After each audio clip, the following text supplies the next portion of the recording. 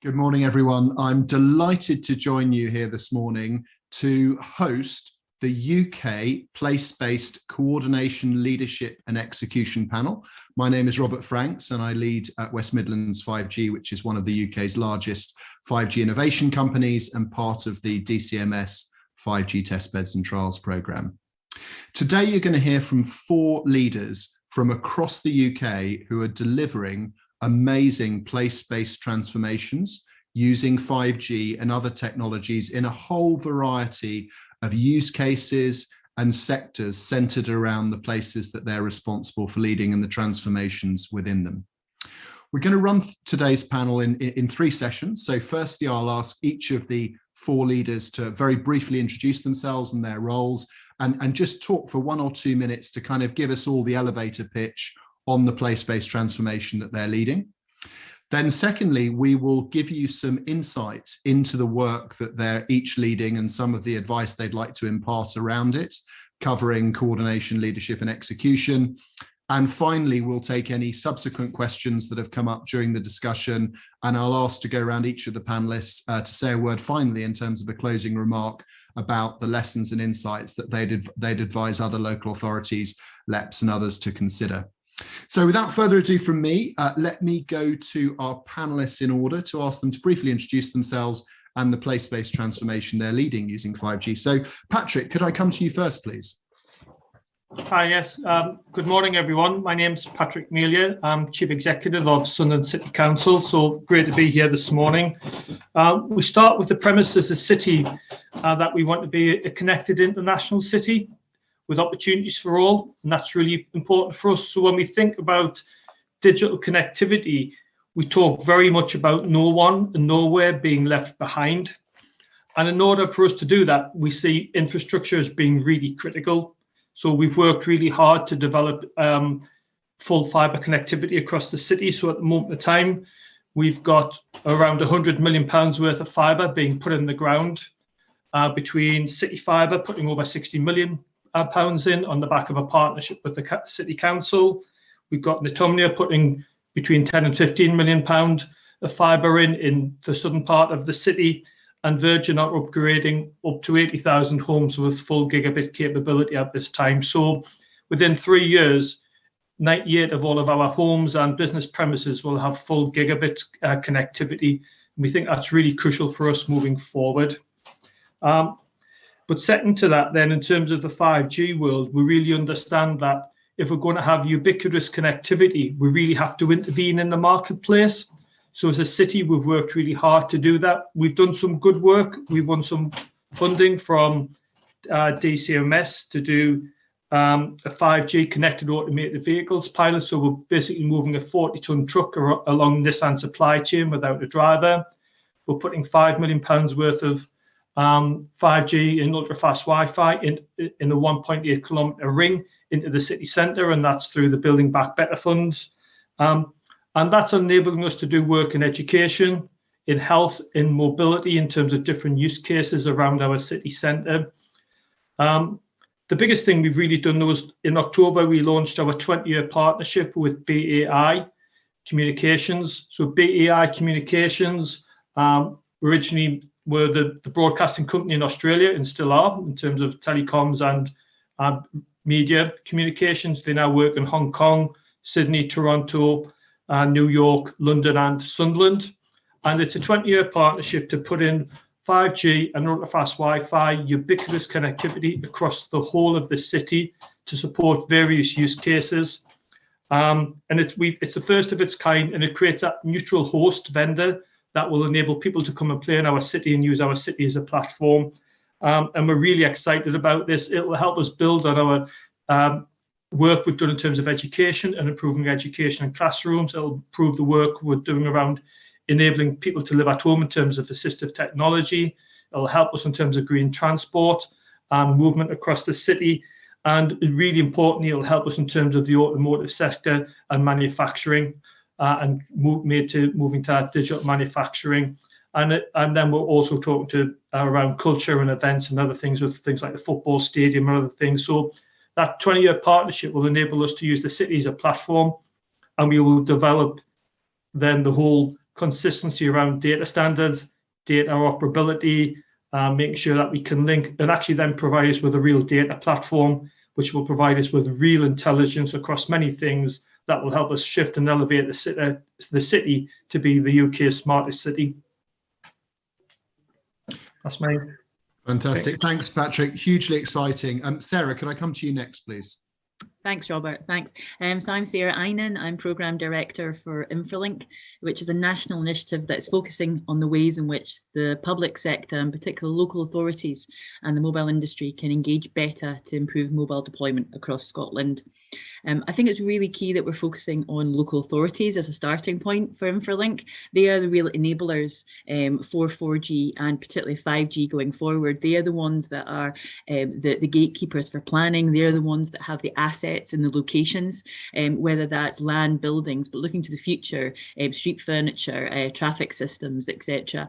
But also they are the ones that are going to provide the demand, the use cases, and Patrick's given some really good examples of that. And while we will talk, and we do talk about 5G in Scotland, we've still got a requirement for 4G as well. And this is where the opportunity with the massive programmes like Shared Rural Network, we want to be able to support that and support local authorities to be able to deliver and use that public and private sector investment and maximise that for Scotland. Infolink is funded by the Scotland 5G Centre and is delivered by Scottish Futures Trust, which I'm an employee of. And Infolink aims to make the public sector's engagement with mobile operators less fraught, more efficient, and ultimately more productive, using healthy engagement to build long-lasting relationships and promote investment and growth on the back of excellent nationwide connectivity. We use in-house industry and public sector expertise, best practice, and a lot of engagement with stakeholders. And we've developed tools that will work for all areas of Scotland and importantly, work at scale. In March 2021, so at the start of this year, we published the first version of our standard documents and payment guidance for macro sites for land and buildings in locations in urban and rural areas. And these are on our website and free to download. We used existing templates and methodologies, insights from stakeholder engagement, and all supported by case law to create leases and guidance that are a balanced starting point for negotiations. We recently launched a consultation on these documents to get feedback about where they've been used, and that closes just at the end of January next year. And on the back of that, we're going to issue a second version of those leases and payment guidance, but also our standardised agreements for IoT and small cell. We've also been developing a tool not only to show where local authority assets are, but to show the reason to get access to those assets. The connectivity marketplace allows a conversation to take place between local authorities and industry about coverage and about the needs for those sites to help improve that coverage. The Infolink connectivity marketplace uses existing data and data aggregators to minimise the burden on local authority resource, ensuring the tool can be scaled up. And we're now putting all of these tools into practice by working with the Tay Cities region to create a blueprint for how you improve engagement across a group of local authorities. And we're working with, so that's Angus, Dundee, Fife and Perthwick and Ross to adopt the Infolink tools, to review and make recommendations about their internal policies and practices, and to facilitate better engagement with industry.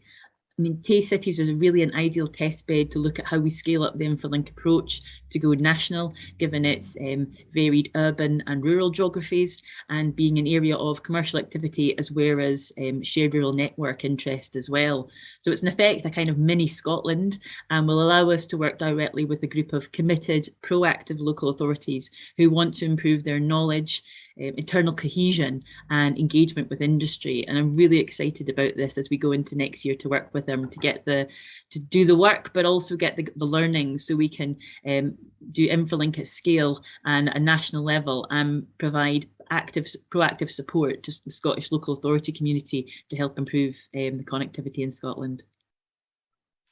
Brilliant, thank you, Sarah. So John, could I go to you next for an introduction, please? John Houston, I've worked in local government for 30 years, strategic policy, health, economic development areas. So my day job is leading on economy and prosperity at Epping Forest District Council. The other day job is director of the Digital Innovation Zone. The Digital Innovation Zone, I think, sort of remains quite unique in its approach to this whole area of work. So it's the bit of geography between London and Cambridge, so the meat in the sandwich. It's 5 district councils and 2 county councils working together as a collaboration.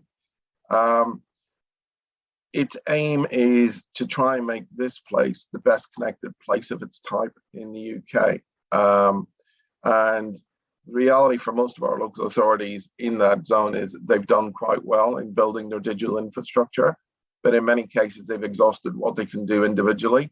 And the only real opportunities now to move forward is in collaboration and at scale for areas of work or funding that simply wouldn't have been able to be accessed by them individually. So this place is not a city, but we do not want to be left behind. The DIS is what we often say, this is England. It's a mixture of market towns and villages and bordering big cities. It's the connectivity between those big cities. And we want to try and develop solutions and approaches that play to our strengths, but make sure our businesses and our communities do not get left behind. The DIS is to scale over twice the size of Cambridge. It's 500,000 people and 30,000 businesses plus. It's got a mixture of command and control in terms of different tiers of local government. It crosses 2 local enterprise partnerships, not just one. It crosses different health boundaries, but the whole geography was based on a partnership approach on place, on real places. And the place that we do is a functional economic area and a functional health area. And we're trying to join up those opportunities for people to work better together in those places. If you look at our individual scores on connectivity, we do really well on superfast connectivity. We're already over 85% with gigabit connectivity in the Epping Forest area. So in terms of our day job 4 years ago, we took a strategic decision to make sure that our place was not left behind and the prosperity we enjoyed was future-proofed. And what could we do as a collaboration to make sure we delivered for those businesses and residents in that way? So the DIS is really all about trying to answer the question of what does digital success look like for a place like ours, and who needs to be involved in that discussion. And there's another core element that I would suggest that in areas of the Southeast, for us, it's really a key question about how can we encourage the private sector to invest in our area to deliver further, faster. Picking up on Sarah's point, what can we do to facilitate that investment in our place? Very exciting as well, John. Thank you. Gary, could I go to you finally for an introduction, please? Thank you, Robert. I'm Gary Woodman. I'm Chief Executive of the Worcestershire Local Enterprise Partnership. They're a tool in England, but I suspect Scotland, Wales and Northern Ireland have got very similar partnerships because they involve local government, business and further and higher education. I suppose my sort of background to this is we've used the LEP as that sort of fulcrum for new ideas, new innovative ways of working, but it has to be every partner playing their role. So going back before kind of 5G was really a thing, we had Lord King, ex-governor of the Bank of England, come and talk to us because he was president of the Worcestershire County Cricket Club. And he said, the next phase is really about connectivity. And it's about not necessarily urban cities, but actually it's about business can be done from anywhere. And urban rural areas are lovely places to live. And I'm sure as we've gone across all the geographies that we've got here, the UK is a fantastic place to live no matter where you pick it. But that connectivity piece, we then sort of start to think about, and I suppose particularly down an economic lens, and the productivity challenge that most parts of the UK have got compared to London, and that productivity challenge really led us down to conversations with our manufacturing sector. And again, somewhere like Worcestershire, you probably think, oh, it's green, beautiful lands, agriculture, but actually we've got over 14% of our employees are based in advanced manufacturing. Obviously, massive regional connectivity into things like automotive, aerospace, and sectors that are really dynamic and transformative in one sense. So working with those businesses, we were able to kind of blend it down to, well, actually, what are they currently doing with their connectivity, 3G, 4G, what are they doing with Wi-Fi, and actually speeding that up, what does that mean for the business? So actually coming up with those use cases, we then made a pitch into the DCMS 5G trial, but also looking at mobile connectivity, superfast fiber, all the things that basically you guys had identified previously in your introductions. But so 5G is a really small part of this, I suppose, when you're place shaping, but actually it's an important part, because sometimes it's not the solution, sometimes it is the solution. Working with those manufacturers, we knew that we needed a case to learn some lessons. So obviously the partnership involved local government, it involved our education partners, it involved the University of Surrey. So we were willing to look outside our borders and willing to look outside, not just Worcestershire, but our sort of environment around. And I think that was really important. We've got catapults, we've got excellent academia, we've got GCHQ literally 7 miles down the road, and we've got Warwick and Jaguar Land Rover literally 7 miles down the road, but in the opposite direction. So trying to use those partners and be outward looking, I think, is really important. What I would then say is we thought about, and actually we built Core as part of our test bed, and that enabled Betaden, the brand behind me, where we recognised that SMEs also needed to try and test things, and we gave them the opportunity through a technology accelerator. We're now in cohort 5, and that's really seen some sort of highly dynamic, highly different businesses, but also shone the light on the skills that local SMEs need really to drive this agenda just as much as our sort of local government partners. So I think from my side of things, and why we followed this path is because the UK needs to be highly dynamic, highly innovative.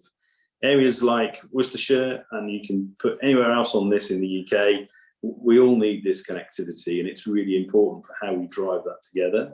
It's led us into areas that we perhaps wouldn't have thought, but health and social care, working with Shropshire, we've got a rural test bed. It has some challenges, as you can imagine. It's not easy, but by working through that, I think the message that we're trying to create is we're trying to be a place that's easy to do business. We know that the 5G and the connectivity marketplace is a highly commercial one, and therefore we're about kind of making that as easy as possible, and this is a place that you can invest. And I think that's something, perhaps as we get into the discussion, Robert, that we can pick up, because the ease of doing business, I think, is a really important factor in 5G and its future in the UK. Thanks, Gary. Yeah, totally agree with you. So let's get into a few questions, if that's okay, for the next sort of 20 to 25 minutes. So Patrick, I was really struck when you were giving your introduction. You were starting to describe, I think, a 20-year partnership that you've entered into, and some of the benefits that you were looking to achieve from it. I wonder if you could just take a couple of minutes to tell us a bit more around your vision for Sunderland. Where do you want to get to in the next, whatever the time frame is, 5 or 10 years? Right. Okay. No, thanks, Robert. Yeah. We've really sat down as a city. So we've done this as a citywide partnership. So 2.5 years ago, we sat down with 30-odd people from the city, the key leaders, from the Vice Chancellor of the University, Principal of the College, CCG, the football club, Nissan, the CBI, Chamber of Commerce, voluntary community sector, etc. And we all took 2 days out of our diaries to talk about the digital ambition of the city. And what it came back down to was actually what we really need to do is add value to people's lives. So whether that's how they shop, around health, education, around business, manufacturing. And so we really set out that, well, actually what that means is no one and nowhere in our city is left behind. So as people have already said, we need connectivity everywhere. We need the relevant connectivity. So it's a mix of LoRaWAN or it's 5G or it's fiber, but connectivity everywhere that's relevant and within the context of that.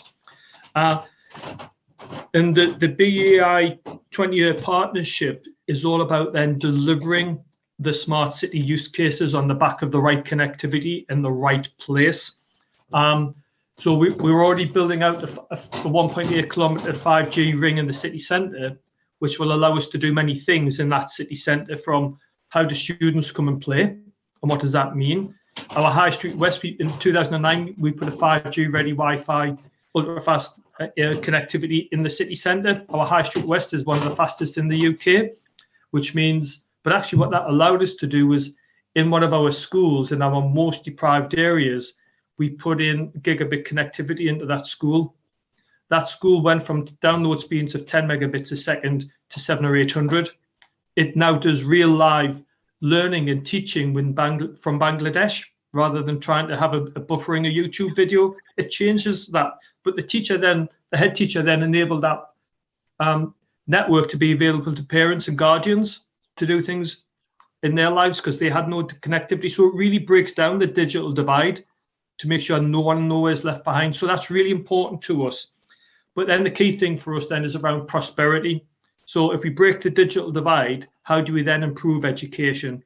How do we improve people's life? How do we move to green and active travel and more sustainable travel? So air sensors and monitoring. We know who our main bridge, we know whether you're a cyclist, a pedestrian, a lorry, a bus, we know where you're going. We'll improve sustainable and green active travel through that as we move forward.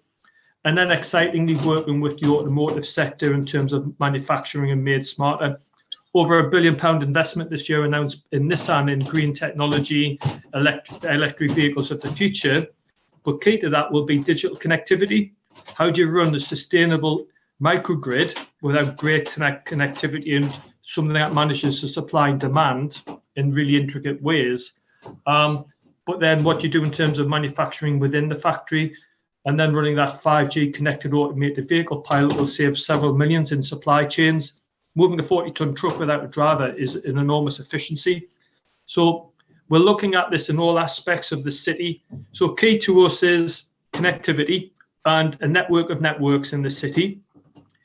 That helps us to develop a layer of sensors and understanding what's going on in the centre. We can put that into a data centre that's open and an open data centre anyone can come and play with, but actually it helps us understand our city in many ways. That then helps inform all the use cases, whether that's health, education, sport, leisure, manufacturing, and that's where we'll get the real added value. So it's about a strategic approach from connectivity through to use cases that enables us also to drive the benefits out of data and use that data to add value to our city, whether that's through health and education, etc. So we think that's really important to us, having a structured and a layered approach that gives us that interconnectivity. That means that no one and nowhere is left behind. We add value to everyone's life and we improve the economic prosperity, the health and education of the city as we go forward, but also a great place where you can come and have fun. So it's quite a complex piece, but actually the key thing for me is if no one and nowhere is left behind, we add value to everyone's lives, we improve the productivity of our businesses, whether they're financial services or manufacturing, we'll become a much more economically prosperous city, and we'll benefit everyone in the city as well. But only if we make sure we don't create that digital divide. We've got to close that digital divide and make it available to everyone, and that's crucial to us as well. So very quickly and quite succinctly, that's kind of what we're trying to achieve. Thank you very much. Thank you very much. Now, Sarah, can I come to you next? So you were describing the countrywide change that you're developing in Scotland, and I was also struck when you were talking about some of the rural dimensions to that, as well as the urban dimensions, of course, as well. So could you tell us a little bit more about some of the benefits you're focused on, and perhaps benefits you'd encourage other local authorities or regions or countries to consider as they frame their work? Sure, and I think this goes beyond some of the kind of pure Infolink tools. I think this is, as you say, kind of looking at digital strategies, looking at the wider piece and what local authorities focus on. And I really like what Patrick talked about is not just benefits, it's value. and what value add that. And I think that's a really good way of looking at it, because digital can enable local authorities, it can enable others to work more efficiently, to get more out from what they put in, to create more opportunities and to be more inclusive. And I think that's a really key one at the end there. That's what we've seen over the last 18 months. And I think it's been there, but it's more prevalent and more of a in our awareness and consciousness now. But I think it can be a bit overwhelming in terms of all the different myriad of benefits. But I think if digital is viewed under those kind of 4 headings of efficiency, productivity, opportunity, and inclusivity, it can make digital more accessible and digestible for local authorities, and easy to think about how it can benefit businesses and communities. Because I honestly don't think there's a sector that won't benefit from using more digital technologies. The question for each local authority, and going back actually to Gary's point, is where is there the biggest need and impact and value? Again, just to pinch Patrick's phrase there. There is no point, and forgive me, Robert and Gary, but for instance, using manufacturing technologies, for example, in the Scottish borders.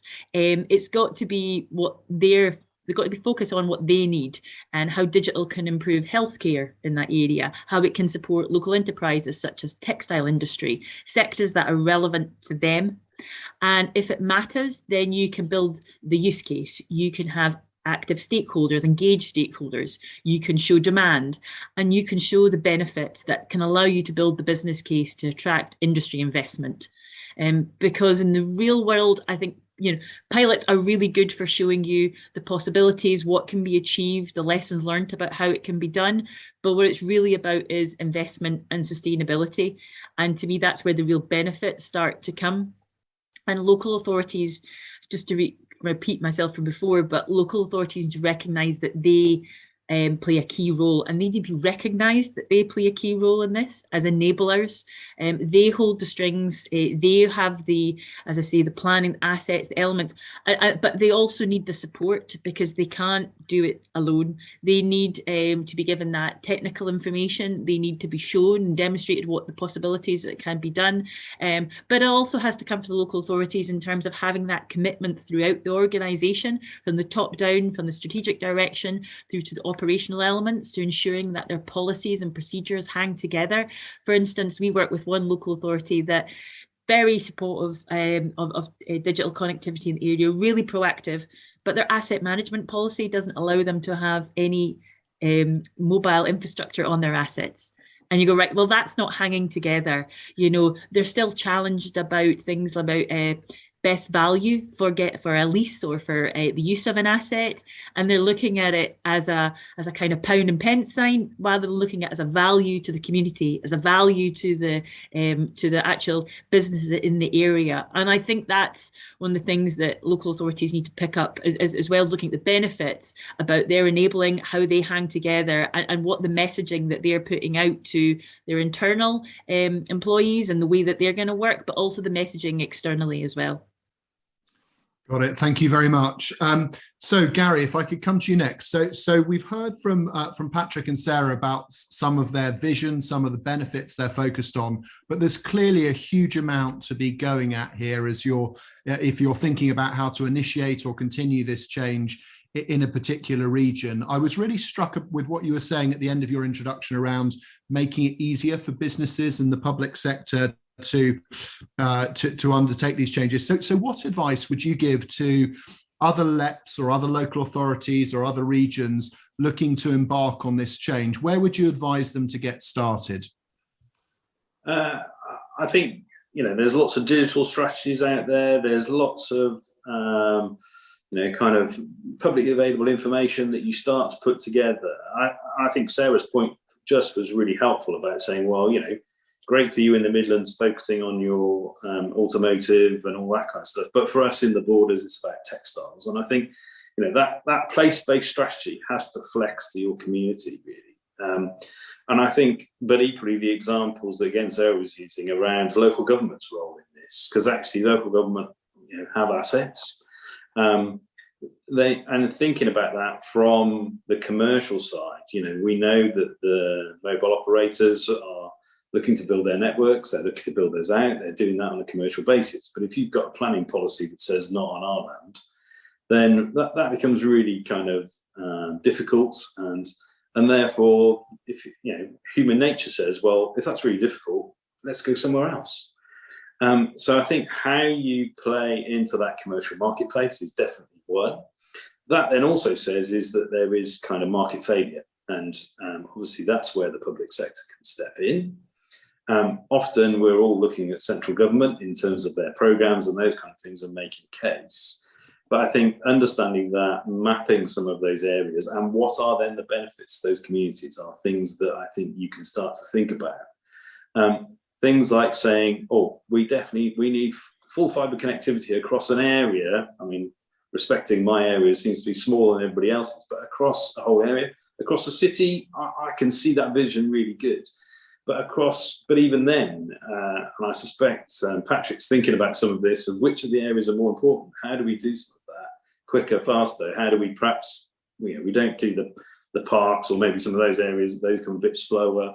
And I think those are some of the things that I think then, as a local authority, working in partnership with business, working in partnership with education, you can start to see a bit of a roadmap for you. You can start to see the easy wins. You can start to see things that can be a bit difficult. So 5G is not going to be ubiquitous across the whole of Worcestershire and our patch, certainly in the short term.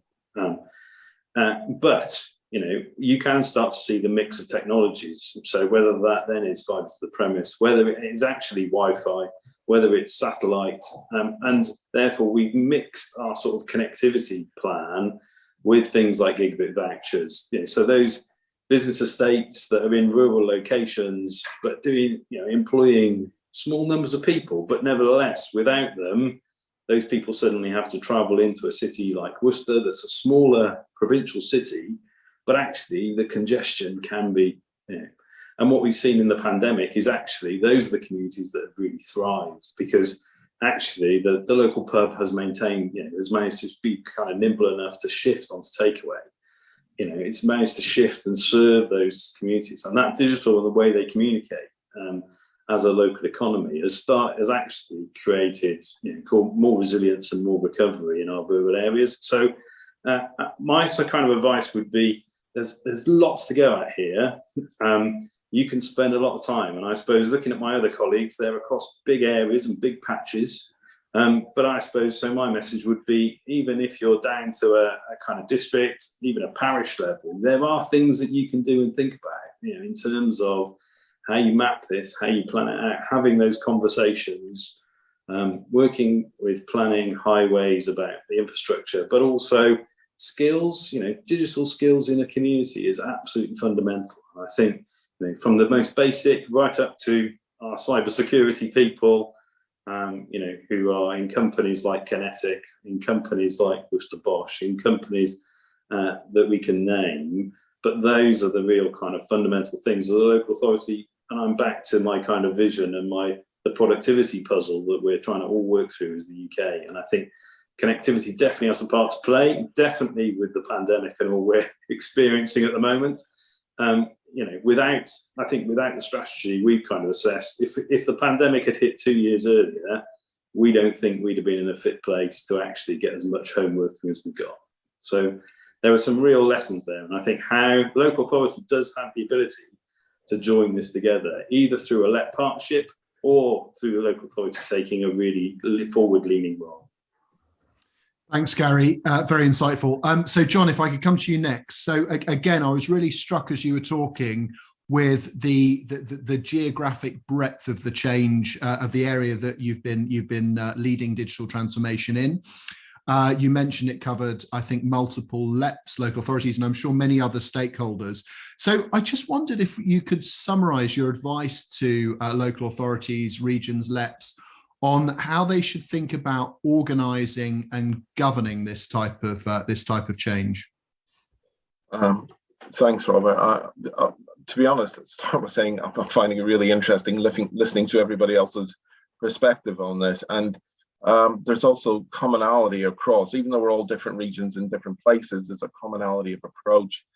And something that I think is missing is a commonality of understanding of the importance of this work.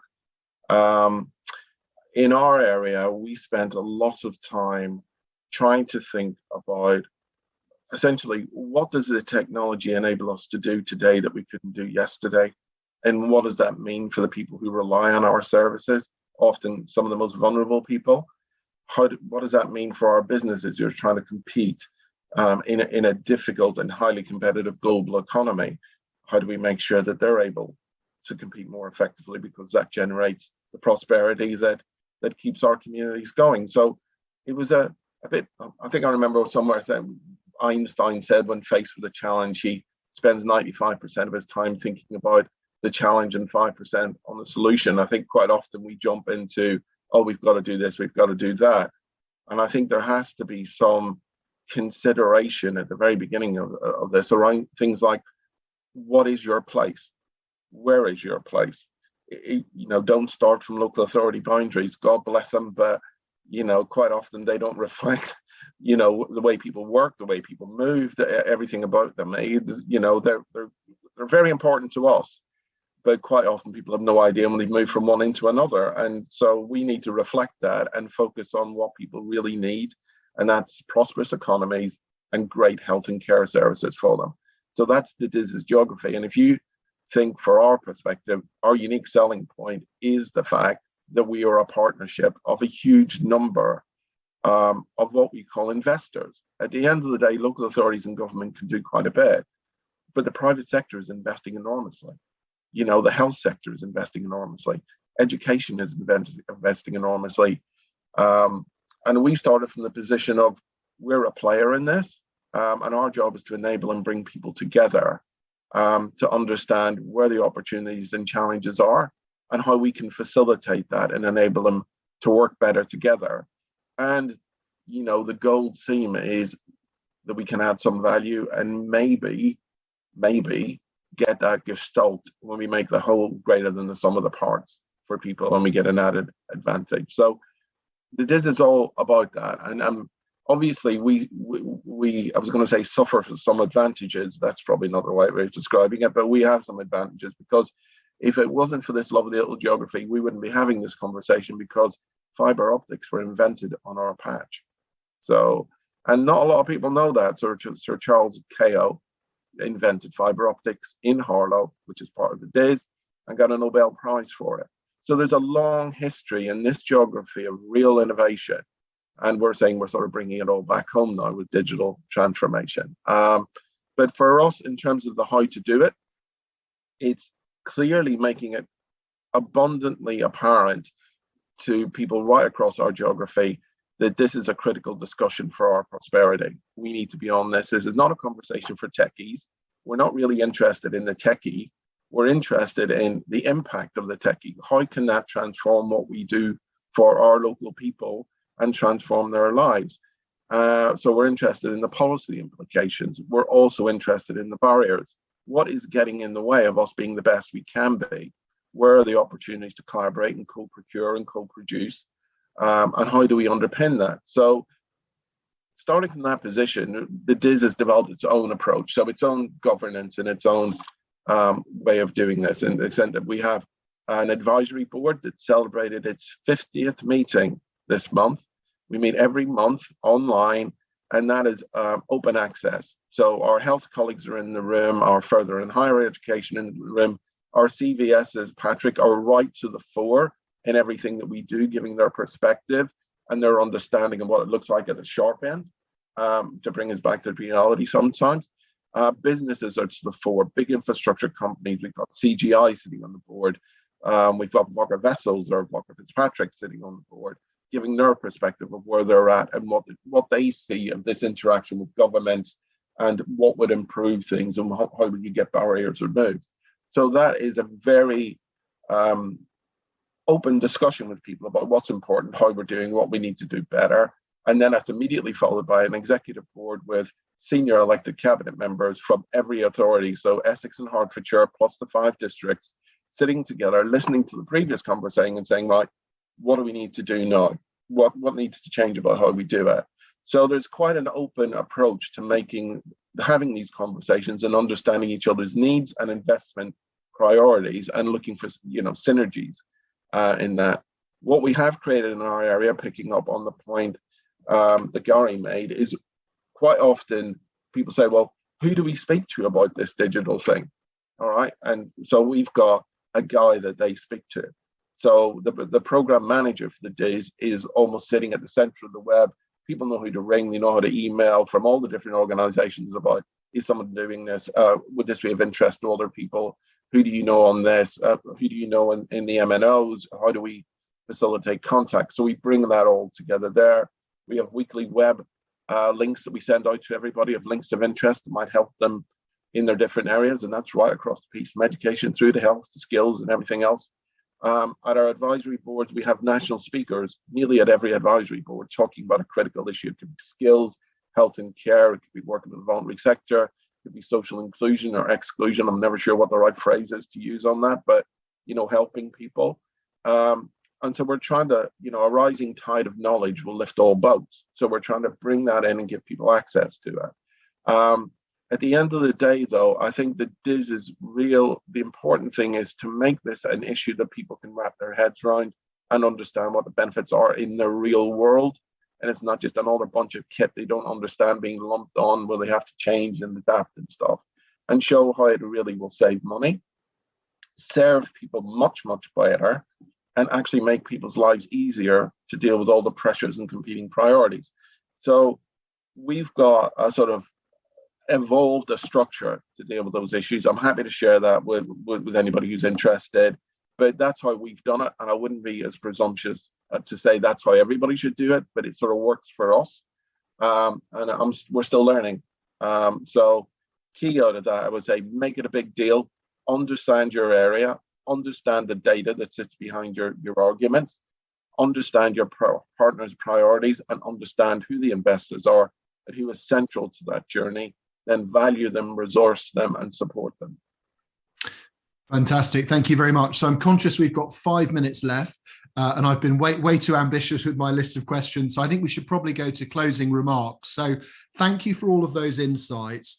Could I go to each of you in turn and just ask you to summarize for no more than 1 minute, please, a closing piece of advice, ideally a single word that you would like people listening to this podcast and taking away from it. What would be your number one piece of advice for people embarking on a 5G place-based transformation journey? And perhaps I could go back to you, John, first.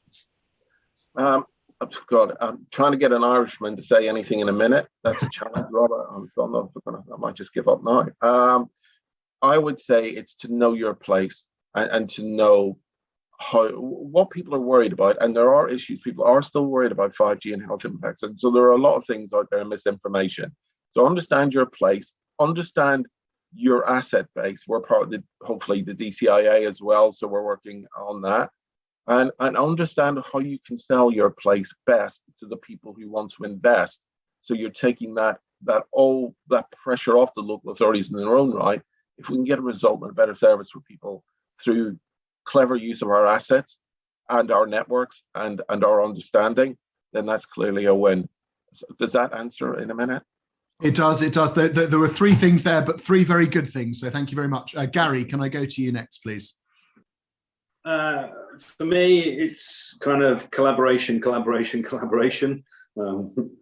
On the basis of, I think it's very easy to get into a kind of, we're going to do this. This is going to be the best place. We're all striving for that. Whether it's private sector, public sector investment, but there's no silver bullet to this. And actually, by being open, we've been open with the West Midlands 5B piece. You guys have been open. So the Midlands is now mapped from a kind of digital, where are those not spots, where are those difficult to reach places. That means the public and private working together can kind of bring that investment together. But I think being able to kind of zoom it up and zoom it down, and the way that you can only do that is by collaborating across sector. No sector can lead this on their own. Business will put in their own 5G Wi-Fi if it benefits them. That will just sit in their premise. But if we just leave it to those that say manufacturers who are just going to Wi-Fi their internal premise, well, how's that learning going into the rest of the business community to kind of spread that kind of productivity? Because often you don't know what you don't know. And I think that, you know, this area is where UK has a competitive advantage. I was going to gazump John very quickly and say the Queen sent her first email from just down the road from me at RSIV. So, and that just shows that, you know, we've been really good at this stuff, but we've never really capitalised on it in terms of the global economy. And I think this is the UK's time, and this is what we've got to kind of build on for the future. Great, thanks, Gary. So collaboration. Sarah, what would your piece of advice be? Commitment. I think it's got to be, if you make that decision, which I think a lot of local authorities and regions are deciding to make digital connectivity a priority, it's got to be commitment across the organisation. So whether that, not just, as I mentioned, strategies, it's asset management, it's planning, it's having that resource, having that, to pick up on John's point, that go-to point, somebody who's championing it, somebody who's coordinating, even, dare I say, a group of people who are doing that across the organisation. But it's commitment right through the organisation, and that is what will change the way that you engage with industry. That will demonstrate that you're an attractive partner to work with. That will start to open up the doors about working with others, whether that's in the academic, other regions. I think it's a really good point that Gary mentioned about it's not just about one area, because actually industry don't view it as one particular local authority, they view it as a network. And I think that commitment in terms of building the knowledge about how industry, how mobile, how fibre is rolled out, and I think that's a real piece that needs to be made in terms of the decision making and the commitment to follow that through across the organisation and across the area. Great, thanks, Sarah. And Patrick, to you finally. Yeah, no, some great points there already. I think intervention in the marketplace is really important. If we'd left it to BT or Openreach to put fibre in our ground, I'd be waiting for the next 2 or 3 years. I've got fibre going in the ground now. Authorities started to do that. The partnership with BAI is about intervening in the market to get investment. So it's about intervening in the market and create what you need to create for your place. And that issue around collaboration is so important. Because we're a citywide partnership with all the key players, we can present our place to the marketplace in a much better way. So we're presenting as a city, as a place where the market can now come and play and create technologies, or actually implement the technologies that already exist in a way that adds value to the place. So I think it's about understand your places. I think John has already said it, or Gary said it's about understand your place, get the partners together, and intervene in the market way, in a proactive way that creates value for your city or your place. Fantastic. Thank you very much. So I think we're at time now. So a massive thank you to my fellow panelists. It's been hugely insightful, and I'm sure that you'll be able to get the contact details from UK5G if you want to follow up with any of them individually. So I think that's it from us. As I say, a big thank you, and back to the studio. Thank you.